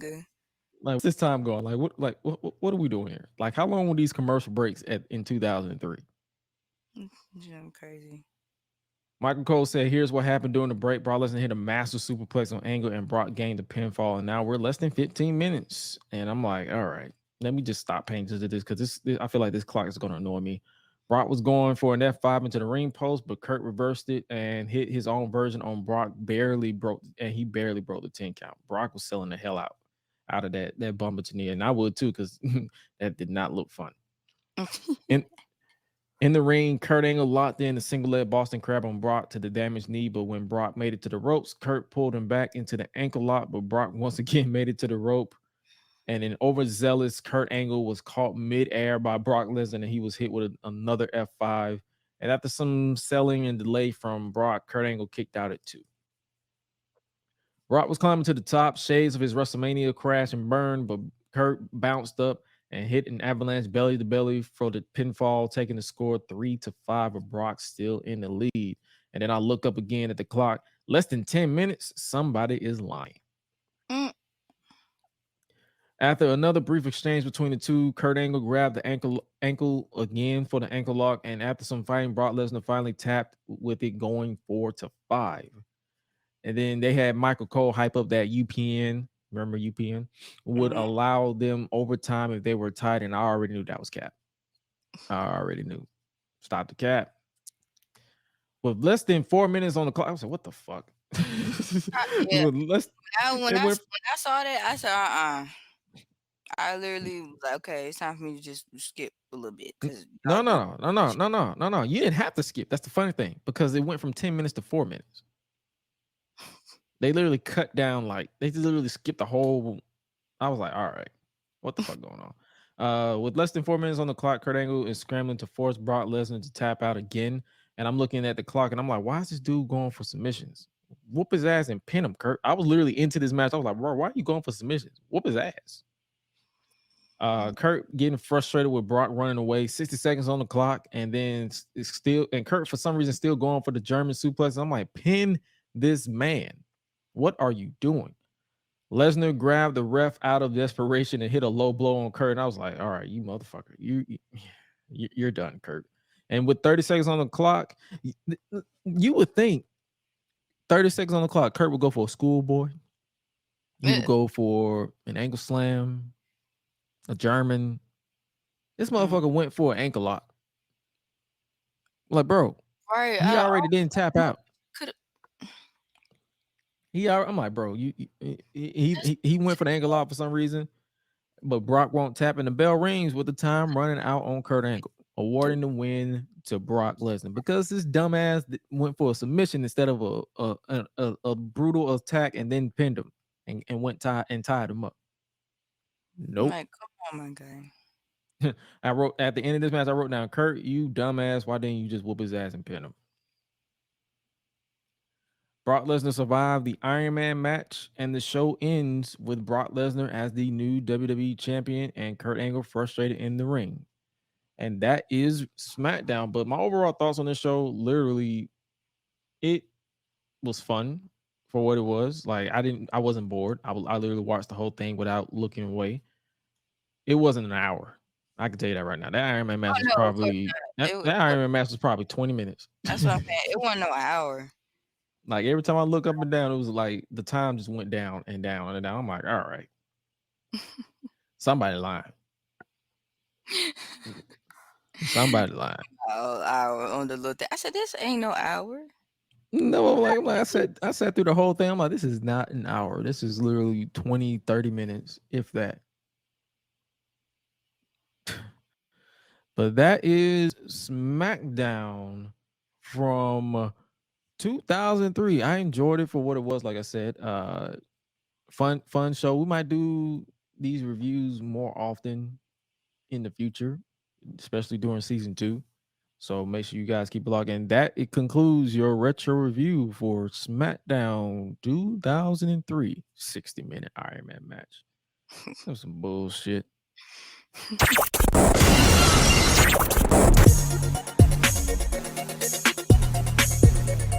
All right. This is the part of the show where I turn everything over to the Bandit for everything, chopping it up with the Bandit. If she's feeling up to it, she can give me any information. But nice little trigger warning. We are not talking about Kanye. We don't give a shit about Kanye. We're moving on. Take it away, I was Queen just saying, Rebel. talk about who? Exactly. Not on my segment. We not. Yeah, we're not talking about that. Gonna do. Anyway, so see how like I do that transition right there. Anyway, so I got a chance to finally sit down and go to the movies. I went yesterday. I went with my mom, my brother, and I finally sat down, and we got a chance to see Wakanda Forever. So, did I say I enjoyed this movie? I absolutely did. I actually did. Hey, yes, I'm not gonna lie. Yes, of course, I got emotional in a couple in some spots. Yeah, I cried a little bit. Why wouldn't I? My thing is this: if you're not black, you wouldn't understand. So I'm just gonna throw that out there now. But anyway, but I really did enjoy this one. Like seriously, I don't regret it at all. Like I know a lot of people, they had their own little opinions to say, and you know what? I'm not gonna fault you either. Your opinion is your opinion. But from my perspective, I really do like the fact of how the director put everything together, and so much so that I ended up watching like a couple interviews like after that, like with the cast, how they did. They talked about like their experiences with the film and production, how they felt and things of that sort. And I was like, you know what? I'm not mad at y'all. Like I think it's exactly what it was supposed to be. So I'm not knocking it. I want to see what's next. That's for sure. So I am very excited, and I'm very proud of them and how they did that and how they respected Chadwick's wishes too as well. And his birthday was 2 days ago. So if he would have been here, he would have been 46. He would have been 46 years old. So I do like definitely like appreciate it and appreciate how the film turned out. I did get a chance to sit down and watch all of Black Adam. I did that too. So that was great too. So I enjoyed that too. That's great. I like that. Do you think Black Adam's gonna save the DC universe? Honestly, I don't. I don't. It's too much. It's too much. It's They're a so lot behind. though. Like They're so that's behind what I'm on Marvel. saying. Like it's a lot. So I'm just like, I don't want to say that. However, I do want to see him. I want to see him and Henry scrap because I I'm like, oh, that's why he couldn't. Oh, okay, that's why you're a little happy, but not in The Witcher 4. It makes sense. All right, see, for season 4 when it come out, that's why you're not gonna be in this one. All right, like, give me No, that. I think the reason why he's not in The Witcher because I think the writers don't want him in. I think they was, Something. but I don't think it's I know because they're of that. supposed to be replacing him though. They supposed to, I guess, replace him with Liam Hemsworth, which is Chris Hemsworth's brother, by the way. Y'all don't know who that is. That's Thor. So yeah, No, they no, say thank that you. on an article, and I was just like, I kind of this tapped out on not on. season 2 anyway because the plot was all over the place. So I was Yeah, like, I'm not. I yeah, haven't really like got in that. I haven't, it's sad because I did finish season 1 and 2, but I did not like tap into 3, and that's because I was trying to finish Jason there's a Momoa. season 3. I think there's a season 3, yeah. But I Oh, tried to but tap in. I tried to finish up on Jason Momoa C. That was on Apple TV, which I end up finishing all of it. ain't Batista in that? Yeah, he's like in season 2. Oh, okay. I don't have Apple He did TV, so pretty I good don't though. know. He did great. Yeah, He did real yeah, I don't good. have Apple The TV, whole so I wouldn't series know. is good. It's just a little sad at a certain ending, but the whole series was good. In my opinion, it was good. Also, I do have a couple segments that's supposed to be coming up for UFC. Um, y'all can tell me if I'm saying these names right. I might not be, but I'm gonna try my best because I gotta play catch up on some of these fighters. That's for sure. Thompson versus Holland. That's supposed to be going down this Saturday at 10 p.m. Eastern Standard Time. At the Amway Center in Orlando, Florida. There is Cannonier and Cannonier versus Strickland. It's supposed to be December 17th. 7 p.m. Eastern Standard Time at the UFC Apex in Las Vegas, Nevada. Also, there's another one too. I believe December 10th at T-Mobile Arena. Oh gosh, I think I'm gonna butcher this person's name, but it's Blackowitz versus Ankalev or something like that. I totally forgot, but that's supposed to be Saturday, December 10th. I trust So you. I definitely the fight I want to see honestly is Kane and Nair versus Strickland. That's the fight I want to see. But Okay. also I want you guys to be safe out here. Please stay hydrated. Please watch your surroundings. Please do that. Also, it's cold out here, so make sure you bundled up. If you sick, stay at home. Please stay your ass at home because there was a And few not people who stress was that enough. coughing. Stay at home. Hey, Stay at home. Please stay at home. But other than that, that's pretty much what I've been dealing with for the past couple days. You know, still putting in meditation more often into my routine, which is a good thing. So I'm very, very appreciative that I'm getting a chance to get back to that. 'Cause sometimes you need to take a break. Sometimes you need to, you know, work on your own self-care, and that's okay to do that. Um, Also, it's okay to, spend time with your friends and families, but make sure you have boundaries. Because, facts. people think just because you always seeing them and seeing them all the time, they think it's okay to take advantage of you. And that's not what we're doing. And we definitely not doing that leading into next year. Like, I saw this comedian on Instagram today, and he was like making a joke, but like the person who like called him on his phone, he was like, "Oh, who is this? Oh, they don't want nothing." And then when he answered it, like the person was just like, "Hello," and he was like, "Hello, how can you help me?" And he was like completely throw the other person off guard. Like, what are you talking about? How can you help me? He's like, I thought it ain't the right phrase. How can I help you? No, that's not what I said. You helping me? How can I help you? Oh no, that's not what I said. I said, how can you help me? And then they said, I don't know. He said, well, I don't know either. And he hung up. He's like, I'm not doing that. We're not doing that. Mm-mm. You don't know. Like, I'm giving, and you're not reciprocating. Oh, no. that We're not doing that. sound Like, like me because I don't even I got a lot of people's numbers I deleted my phone because I had to I'm do like that. I had to I'm like start doing that. Mm-hmm. I'm not finna keep texting you and you not responding. I'm like, oh, Mm-hmm. there's nothing for us to do. All right, be I had back. to See cut you. some stuff. I had to cut ties. Let me tell y'all something. Another video I saw on social media today. This man was talking about how block plus delete equals peace. Like, I don't know how self-explanatory, like how easier it can get. Like, think about it.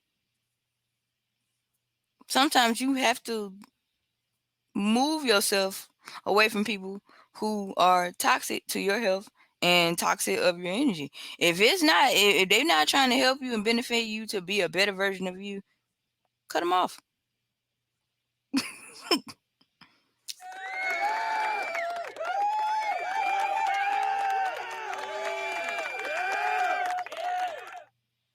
It's really Bars. it's I mean it's easier said than done, but once you start doing it and once you start really loving yourself and you value yourself, then at that point you just like, okay, now I know what I'm not gonna tolerate. I know what I'm not gonna deal with. Like how we say, know your self worth. There's a Mm-hmm. there's a lot of weight that holds up to that phrase. Like you have to really spend time with yourself. Sometimes you have to analyze you, find out what your problem is and what your triggers are and what unresolved trauma you may have that make you keep attracting the wrong people. Sometimes it don't be the other people's fault. Sometimes it be you. So you have to, you got to work on that, and it's okay. It's all right. It's a part of the process. It's a part of you going through your own journey of, healing and self-care and learning how to, value you as an individual. Once you start doing that, then can't nobody take that away from you. But you got to do it first. You got to put forth the effort to do it first. Nobody's going to do it for you. And it's all right to have a great support system behind you too, because it's gonna be sometimes you're gonna be feeling overwhelmed. You're gonna feel like you by yourself. But the minute you come across people who are dealing with the same thing as you, and they are there to help you and motivate you the right way, they're not trying to throw no shade. They're not trying to just use your wound as a jab all the time. Then they'll let you know that those are the people that you really have to be around. Because at the end of the day, they understand exactly what's going on, and they're just like, "Hey, like I'm here to help you. Let's figure out what the issue is. Let's talk about it. Let's communicate, and what can we do to move forward? What is going to be the solution? How can we like not make this a problem? Make it easier for the both of us." So All right. that's all I just want to say. I just want y'all to, be great. I want y'all to be good. I want y'all to, be all right and treat people right and treat yourself right. Because you only got one life to live on this earth. So, make the best of it while you can. 100%. 100%. And that's all we got for you. Speaking of 100%, that's all we got for you for today's episode of the Gresh and Leaf podcast. This was another solid and acceptable and successful edition of the episode of the Gresh and Leaf podcast. If you haven't already, make sure you follow us on social media at Gresh Unleashed. That is on Twitter, Instagram, Facebook, and YouTube, which is at Gresh Unleashed Pod. That is on YouTube. As well as make sure you follow Miss Suela here, the bandit herself, the queen of rebels, on social media, solo.to/Suela for all of her direct links. Or you can follow, because I believe her Twitter is still private. She tried the whole public thing. It didn't work out. Y'all are weird. So she went back private. And I'm public because I don't give a shit about what y'all say to me. I can say whatever the hell I want because I'm 95% joking to make myself laugh and It ain't 5% that I don't promote. care. I just don't like weird people like trying to message me. I'd be like, what? Like, You can do. You who can are you? limit that And then too. yeah, I'm gonna I'm have a, to start doing that too. I think I yeah, did do it. I don't know if I did it correctly, but I'm gonna have to go back. yeah. I'll probably Whenever we link up in person, I'll probably have to just literally Cause I show you just how be to like, use fucking no, Twitter. like stop, like don't stop. My thing is, if you gonna tag me into stuff I like Or or that that I makes sense. would be positive, would be cool. Don't be tagging me in a weird junk and be like, what is To be this? honest Like, with you, that's what I'm saying. Once you control your tag, your notifications, even if they tag you, you won't see it okay. unless you see it. Unless it's because I got it where I get notified if I'm following you. Yeah, That's when I that's get that's notified another about thing your tweets. too. So that means If you I can don't tag follow me. You can. someone, I be like, I don't know what that is. That means if I'm not following you, you can tag me in pictures, you can tag me in videos, you can at me all you want to. If I'm not following you, I'm not gonna see it. I have to search you for me to see it. And that's not me saying I'm better than anybody. It's just me maintaining and controlling my mental health, because Exactly. when it comes to social media, my mental health matters more than just bullshit wrestling. Like, Mm. and I'm not even saying bullshit wrestling because I'm a fan of wrestling, but bullshit like wrestling fans. Like, it's some wrestling fans out there that just don't know boundaries at all. And I'm like, I'm not finna, like, you, even though I'm not up there in the pecking order, like have a strong following, a massive following. You start how you want you to be treated when you get that following from when you start low. So if you don't want to be treated like where everybody just can say whatever they want out of pocket to you, Right. when you big, you set those boundaries when you're at a low point. But if you haven't already, make sure you follow her on social media. Make sure you follow me on social media at Josh Gresham ORG, Joshua Gresham ORG on Facebook, and at Josh Gresham ORG on TikTok, Instagram, Facebook, not Facebook, Instagram, YouTube is Gresh or Gresh Unleashed Podcast. www.gressunleashed.com. We just officially finished Spotify Wrapped. For those who use Spotify, that's been a trending thing for the weekend. So apparently, a few of you guys have us listed as your number one podcast. I appreciate you guys for your undying support for this podcast, and we are literally 2 episodes left for the year before we get up out of here until 2023. Next week will be another installment of the Gresh and Leaks podcast, and then the week after that will not be any reviews. It will be strictly dedicated to the end of the year awards, and we're still finalizing the categories. I believe myself and Highlight have narrowed it down to 23 categories. That's why we say it's going to be dedicated to the entire episode instead of keeping you guys here long. We're just going to save our final reviews of everything for the 8th, which is next week, and then we'll be back on the 15th, and it will be a 2-parter. It'll start here on the Gresh and Leaks podcast, and if we run out of time, it'll bleed right over to Highlights podcast, Lights of Box podcast, even though his release is different from mine. We are live, he is tape delay, so his will be released whenever, but we're going to try to cover all of the major categories on this podcast, and then we'll just carry the rest over to his podcast, so you guys won't be scrambling for the results. And we're still kind of struggling if we want to make it viewer or listener interactive, to where we just give you a link and you just vote on who you feel. Like, I can tell you some categories. We got male superstar of the year, female superstar of the year. We're still trying to finalize if we want to do non-binary superstar of the year or just have them categorized under their preferred pronouns. So we might put them on there, and then we're going to have overall superstar of the year, as well as best, worst, and overall theme song of the year. Surprise OMG moments. It's going to have so much stuff you guys should check out. Make sure you guys also follow me on Reddit at r/Gresh. And you post some funny things. And hey, you never know, you might pop up on the podcast. If you say something so out of pocket or do something so out of pocket, we'll just react to it on the podcast. But with that being said, I'm not going to keep you guys any more longer. We're literally winding down for the year. We appreciate you guys. I literally have knocked every accolade or not accolade, goal out for 2022, 2023.